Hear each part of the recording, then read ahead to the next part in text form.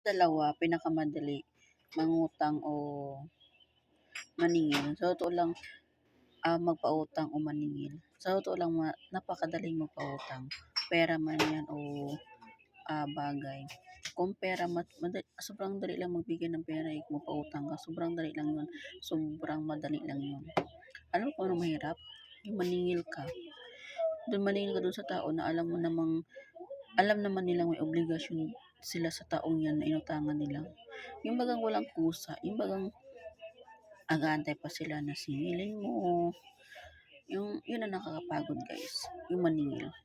Kaya ako, kahit meron naman talaga ako, mas pinili ko, hindi na lang. Kasi, nakakasira din kasi ng relasyon yan guys.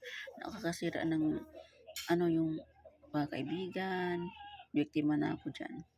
Kaya hindi na ako uulit. Kahit sabihin nila na, madamot ako, grabe ako,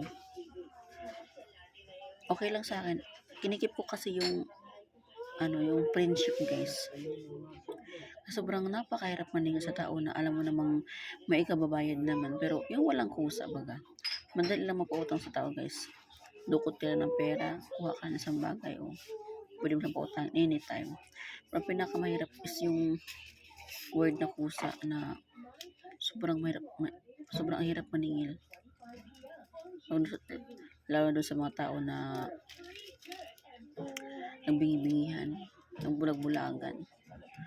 Yung walang word na kusa, pagkukusa. Kaya ako pipili ako sa dalawa guys, na madaling mapautang pero napakahirap maningil. Totoo po yan.